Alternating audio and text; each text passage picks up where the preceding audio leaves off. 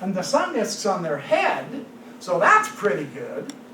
The drawing is restored really well. This hieroglyph is what I want to call your attention to. It was not here. This was the only one in America for 100 years. I've asked my critics this. This hieroglyph went... How come that keeps going crooked? Am I looking at that crooked? I'm crooked, that's all. When you break this up, James Harris says this is one way to look at it. You break this hieroglyph up into 3 different sections. The top, the middle, and the bottom, so that you have the 3 lines, A, this part, B, and this part, C. Part A is the sign of the primeval ocean, noon. Part B is the determinative for what they call carat. It represents half of the sky. Part C is the water. This is the water emerging from the sky. That is the source of the Nile. Joseph Smith said the Nile is considered the creative forces. Joseph Smith said this is the first creation. And the hieroglyph depicts that. Whoa. Remember, he got nothing right. Nothing. Except this, and that, and that, and that, and that. The Nile is the fount of Egypt's fertility. Khnum created the first egg, the first man on the potter's wheel. Oh, on that other picture, it showed the potter's wheel. He was the god of the first cataract. He was where the first city came into existence. How many of these do I have to repeat? How many of these do I have to emphasize before someone gets this? Is that astonishing? This is the first one in America. This was before the Rosetta Stone was translated and published. Nobody, not just Joseph Smith, nobody knew Egyptian in that day. Nobody. And Khnum arose from the creation waters. So in Egyptian, Khnum was Khnum the creator. He was governor of the 2 lands, Upper and Lower Egypt. And he was the primeval god of the watery Nile flood. Joseph Smith said first in government, first in creation, and the hieroglyph demonstrates that. That's okay, I suppose. Pure coincidence, of course. I'm kidding, laugh, people. Thank you. Now, this hieroglyph here says the father of the gods is noon, and the Nile flows from the cavern of the primordial gods, from the pre-existence, from the cosmos. This is the first creation. This is when, in the primordial existence, the pre-mortal existence, the God said, there is space. Let's go down and create. This is the principle. Now, Joseph Smith also said this is a measure of time. Now, this is too good to lose. Sorry, I got to hold this down. If you're bored, walk out now, because I'm just getting started. This is a measurement of time. Celestial time signifies 1 day to a cubit. Okay? Now watch this. This is so fascinating. 29 inches from swinging a pendulum 100,000 times in 24 hours at the latitude of Memphis in Egypt. What this gives us is a day, which is time, and a cubit, which indicates space, and the Egyptian relationship is the same.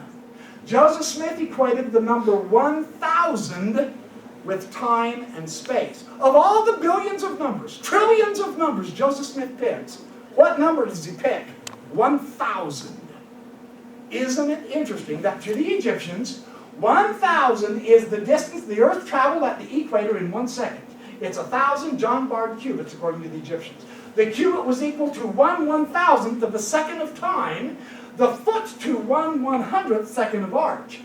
The speed was equal to the rotation of the vault of heaven is 1,000 geographic cubits a second. The Egyptians counted a minute of arc as being 1,000 brasses, or 1,000 fathoms of 6 feet, and Joseph Smith noted that 1 day of Kolob is equal to 1,000 years, according to the measure of this earth. that was the measurement the Egyptians were using to find their number of 1,000 in relation to space and time.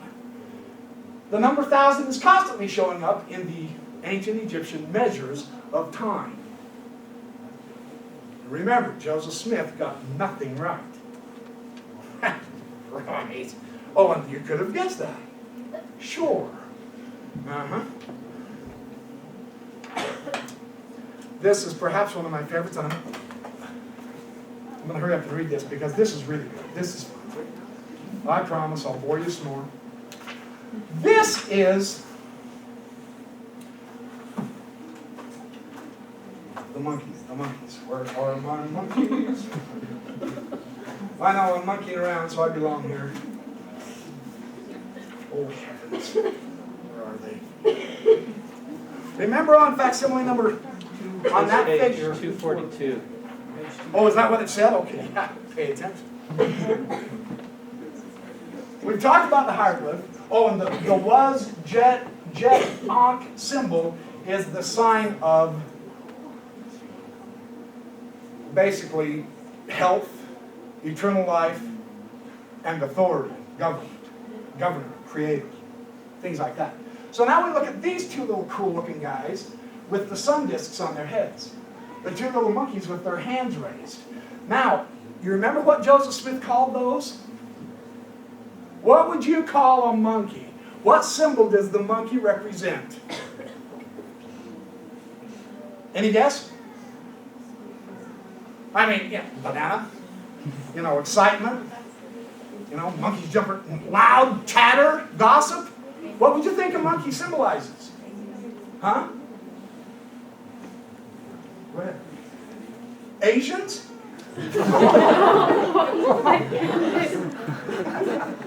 She was kidding. She wanted to rise afterward. Joseph Smith said they represented stars. Yeah, look at your looks. But you could have guessed it. Well, if you can't, the other Mormons can. That's obvious, isn't it? Sure. Stars. Give me another funny one. What's this? This is too good. I'm telling you, this is too good. Go say 242. And these are the apes in facsimile number 1 that represented the first creation. Now we're moving out into the spheres of the stars. And as early as the pyramid texts, they are designated as the beloved sons of Sothis, Sirius, which is the brightest star. And in the Egyptian Book of the Dead, they are specifically drawn with the stars. They are as the stars, and the stars is receiving the great light from the sun boat, and so they hold their hands up to shield their eyes from the brightness of the sun, because how does Joseph Smith describe it? The stars borrow their light from a central higher source of energy and power. They draw their light from elsewhere. They borrow their light. Are you giving me a signal to quit? No, I'm just getting started. Okay, 2 minutes. Okay. Okay, 3. Just 2.5. So this is the Egyptian Book of the Dead. And they're specifically identified with stars. That goes against all of our counterintuition. Joseph Smith got that right. There is